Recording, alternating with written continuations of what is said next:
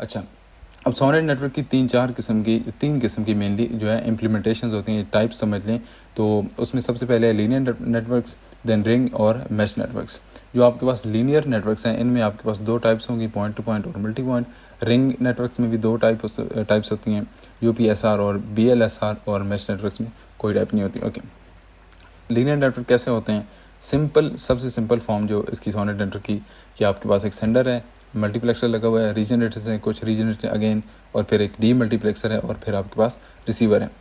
ये वैसे जो आपका पूरी कम्युनिकेशन है लीनियर नेटवर्क की या पॉइंट टू पॉइंट की, इसमें ये बाई डायरेक्शनल हो सकता है, मतलब कि आप सेंड और रिसीव एक टाइम पे कर सकते हो, लेकिन जो आपको इमेज जहाँ पे शो की गई है ये सिर्फ यूनिडायरेक्शनल की शो की गई है। ओके, अब मल्टी पॉइंट में क्या होगा कि आपके पास वैसे ही एक सेंडर रिसीवर और मल्टीप्लेक्सर डी मल्टीप्लेक्सर होंगे, रीजनरेटर्स भी होंगे, लेकिन वहीं पे कहीं पे दरमियान में एक ADM भी लगा होगा। ADM के मैंने आपको फंक्शन सारा समझा दिया। अच्छा, इसमें होगा ये कि जो T1 है वो T3 को भी डाटा भेज सकता है, T2 को भी भेज सकता है, लेकिन जो T2 है वो अपने से जहाँ पे ADM लगा हुआ है उससे सिर्फ जो आगे टर्मिनल्स हैं उनको डाटा भेज सकता है। तो T2 T3 को डाटा भेज सकता है, लेकिन T1 को नहीं भेज सकता, जबकि जो T1 है ये इसको डाटा भेज सकता है। ओके, अब रिंग नेटवर्क कैसे होता है कि आपके पास एक सेंडर है, बाकी रिसीवर्स हैं, ठीक है। इनमें से कोई भी ये लाजमी नहीं कि यही सेंडर होगा, मल्टीपल, या ये भी सेंडर हो सकता है, ये भी सेंडर। ओके, इसमें होता ये है कि आपके पास दो रिंग की फॉर्म में जो है समझ लें कि एक नेटवर्क होता है। ये वायर्ड है ना, तो दो किस्म की वायर्स होंगी जिनकी कंस्ट्रक्शन, जिनकी जो फॉर्मेशन है वो एक रिंग की फॉर्म में होगी। ओके, इसमें आपके पास दो रिंग्स होंगी, एक होती है वर्किंग रिंग और एक होती है प्रोटेक्शन रिंग। दोनों में आप डाटा ट्रांसमिट करते हो, और होता यह है कि आपका सेंडर दोनों में डाटा भेजेगा, सेम डाटा। ओके, अब जो रिसीवर्स होते हैं उनके पास ऑप्शन होता है कि वो इन दो में से किसी एक का डाटा ले सकते हैं, और वो चेक करते हैं कि कौन सा डाटा ज़्यादा बेटर फॉर्म में है, तो फिर उसको जो है वो एक्सेप्ट कर लेते हैं। और UPSR का मतलब होता है unidirectional path switch ring. Okay, और यूनिडायरेक्शनल से आपको पता चल गया कि इसका एक टाइम पे डाटा सिर्फ भेजा जा सकता है या रिसीव हो सकता है। अच्छा, by directional line switch ring या BLSR, इसमें होता है कि आपके पास 4 रिंग्स होंगी टोटल, 2 सड़ने के लिए और 2 रिसीविंग के लिए। इसमें होगा ये कि हर टर्मिनल के साथ एक ADM लगा होगा। ADM का फंक्शन मैंने आपको ऑलरेडी बता दिया क्या होता है। और इसी तरीके से 2 वर्किंग रिंग्स होंगी, 2 प्रोटेक्शन रिंग्स होंगी, सेम उसी तरीके से 2 में डाटा भेजा जाएगा, और जो डाटा सही होगा उसको आपका रिसीवर रिसीव कर लेगा। अच्छा, मैश नेटवर्क कैसे होता है कि आपके पास कुछ स्विच लगे होते हैं। मैश नेटवर्क को वैसे आपने टोपोलॉजीज में भी पढ़ा होगा, तो बेसिकली सारी चीज़ वही होती है। अब होता ये है कि आपके पास ये जो दो रिंग नेटवर्क्स थे ये स्केलेबल नहीं होते, मतलब कि आप इनको वक्त के साथ साथ अगर इंक्रीज़ करना चाहते हो, उनका साइज़ बढ़ाना चाहते हो और टर्मिनल्स ऐड करना चाहते हो, तो वो चीज़ नहीं हो सकती। और उस प्रॉब्लम को सॉल्व करता है आपका मैश नेटवर्क। मैश नेटवर्क में ये होगा कि आपके पास हर दूसरी डिवाइस से एक क्रॉस कनेक्ट स्विच के थ्रू जो है वो कनेक्टेड होती है। और इसमें होता ये है कि आपके पास हर साइड से 2 पोर्ट्स होती हैं, एक इनपुट के लिए और एक आउटपुट के लिए। ओके, अब होता ये है कि आपका जो स्विच है ये OC सिग्नल यानी कि ऑप्टिकल कैरियर सिग्नल या एक लाइट की फॉर्म में सिग्नल लेता है, फिर इसको डीमल्टीप्लेक्स करता है, ठीक है। और फिर डीमल्टीप्लेक्स करके इसको STS बना के आपके जो प्रॉपर आउटपुट पोर्ट है जिसको भेजनी होती है उसको भेज देता है। और ये बात मैंने आपको बता दी कि ये स्केलेबल रिंग नेटवर्क स्केलेबल नहीं थे, तो हमने मैश नेटवर्क बनाया। ओके, ATM क्या है? एसिंक्रोनस, ये भी आपके पास एक वाइड एरिया नेटवर्क है जो कि सेल रिले प्रोटोकॉल को यूज़ करता है। अच्छा, सेल रिले प्रोटोकॉल क्या है कि आप जैसे हम फ्रेम्स के साथ काम कर रहे थे ना अभी तक, इसमें हमने फ्रेम्स को नहीं यूज़ करना, इसमें हमने सेल्स को यूज़ करना है। कैसे यूज़ करना है अभी इसको देखते हैं। फिर वो कहता है कि जो कम्बिनेशन है इनका ATM और सोनेट का, ये हमें एक high speed interconnection of networks का मतलब है कि मुख्तलिफ जो नेटवर्क्स हैं उनको आपस में कनेक्ट करने का जो एक हाई स्पीड समझ लें कि मेथड प्रोवाइड करते हैं। ओके, अब ATM को पढ़ने से पहले हमें ये देखना चाहिए कि ये किन प्रॉब्लम्स को सॉल्व करता है। फ्रेम नेटवर्क्स में आपको वो कहता है कि जो आपके ट्रेडिशनल नेटवर्क्स होते हैं लाइक इथरनेट या फ्रेम रिले नेटवर्क्स, उनमें क्या होता है कि हम फ्रेम बेस्ड ट्रांसमिशन करते हैं। मतलब कि आपके पास जो फ्रेम्स हैं वो वेरिएबल साइज़ के होते हैं, फिक्स्ड साइज़ नहीं होते। ये हमने फ्रेम के साइजिंग में ये सारी चीज़ पढ़ी थी। ओके, अब होता ये है कि ये वाले जो सिस्टम है फ्रेम ट्रांसमिशन वाला, ये आपका जनरल डाटा ट्रांसफ़र के लिए तो बहुत अच्छे से काम करता है, लेकिन जब आप रियल टाइम ट्रैफिक या रियल टाइम डाटा ट्रांसमिशन की बात करते हो, जैसे वॉइस या वीडियो कॉल्स, इस तरीके की चीज़ें जो कि टाइम सेंसिटिव होती हैं, कि अगर उनमें टाइम ऊपर नीचे हो जाए, डिलेज आ जाए, तो वो सारा डाटा करप्ट हो जाता है या ख़राब हो जाता है।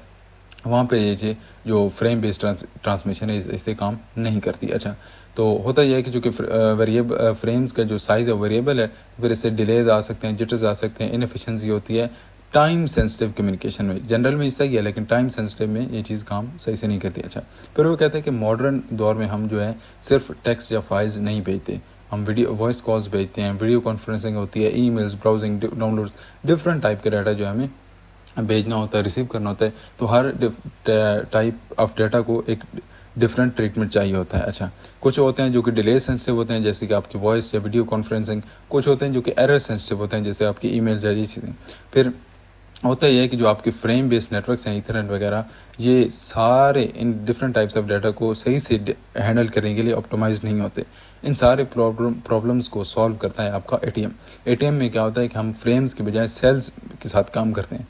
होता है क्या है कि सेल आपका बेसिकली एक फिक्स साइज फ्रेम ही है, जिसकी लेंथ होती है 53 बाइट्स। और फिर हम एक टेक्निक को यूज़ करते हैं जिसको बोलते हैं एसिंक्रोनस टीडीएम या टाइम डिवीजन मल्टीप्लेक्शन। टाइम डिवीजन मल्टीप्लेक्शन आपने मिड की सिलेबस में पहले पढ़ी होगी, और एसिंक्रोनस अभी हम देखते हैं कैसे होती है। अच्छा, होता यह है कि जो ये टेक्निक होती है एटीडीएम, इसमें जो आपकी टाइम स्लॉट्स हैं, हम टाइम स्लॉट्स के हिसाब से इसको डाटा सेंड करते हैं। इसमें होता है कि ये टाइम स्लॉट्स ना तो फिक्स्ड होती हैं और ना ज़ाया होती हैं, सिर्फ वो स्लॉट्स एक्टिव होती हैं जो कि हमें ज़रूरत पड़ती हैं।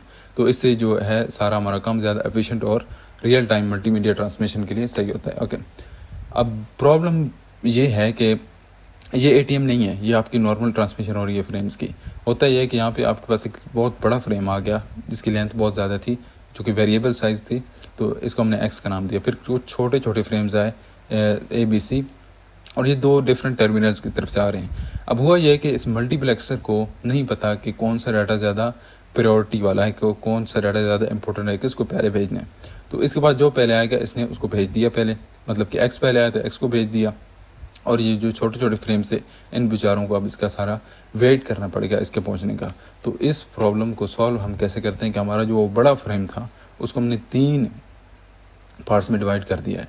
मीन्स कि आपका जो एक्स था उसको हमने 3 पार्ट्स में डिवाइड कर दिया, यानी कि एक्स, वाई और सी। अब होगा ये कि जो आपका एटीएम है उसमें मल्टीप्लेक्सिंग होती है, फिर मल्टीप्लेक्सिंग के हिसाब से वो देखता है कि अब होगा ये कि आपका एक फ्रेम इधर से जाएगा पहले, फिर एक फ्रेम दूसरी लाइन से जाएगा, इस सीक्वेंस से फिर ये फ्रेम जाएंगे, तो फिर किसी का वेट नहीं करना पड़ेगा। ओके, अब मल्टीप्लेक्सिंग एटीएम में कैसे होती है कि यहाँ पे आपके पास 3 लाइंस हैं जो कि जिनमें से डाटा आ रहा है, फ्रेम्स आ रहे हैं डिफरेंट टाइप के।